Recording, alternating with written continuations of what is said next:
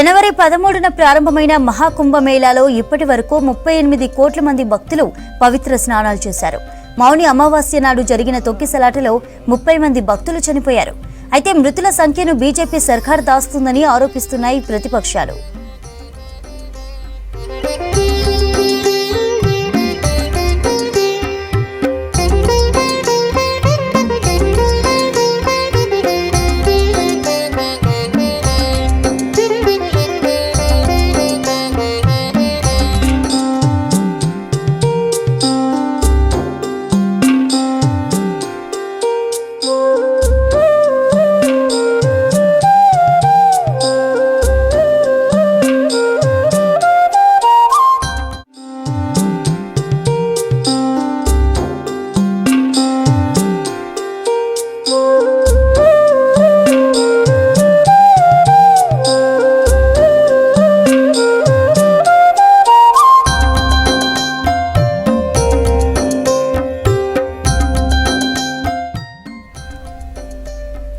ఉత్తరప్రదేశ్లోని ప్రయాగ్రాజ్లో పర్యటిస్తున్నారు ప్రధాని మోదీ.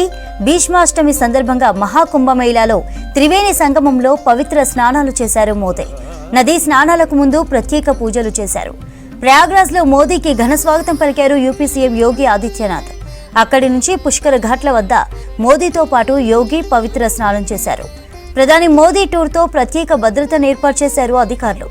మహాకుంభమేళాలో జరిగిన తొక్కిసలాటలో తర్వాత తొలిసారి మహాకుంభమేళాకు వచ్చారు మోదీ.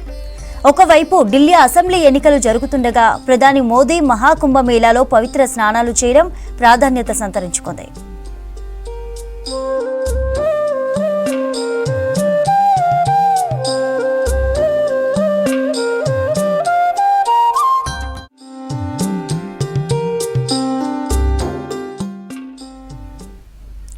జనవరి 13న ప్రారంభమైన మహాకుంభమేళాలో ఇప్పటి వరకు 38 కోట్ల మంది భక్తులు పవిత్ర స్నానాలు చేశారు. మౌని అమావాస్య నాడు జరిగిన తొక్కిసలాటలో 30 మంది భక్తులు చనిపోయారు. అయితే మృతుల సంఖ్యను బీజేపీ సర్కార్ దాస్తుందని ఆరోపిస్తున్నాయి ప్రతిపక్షాలు.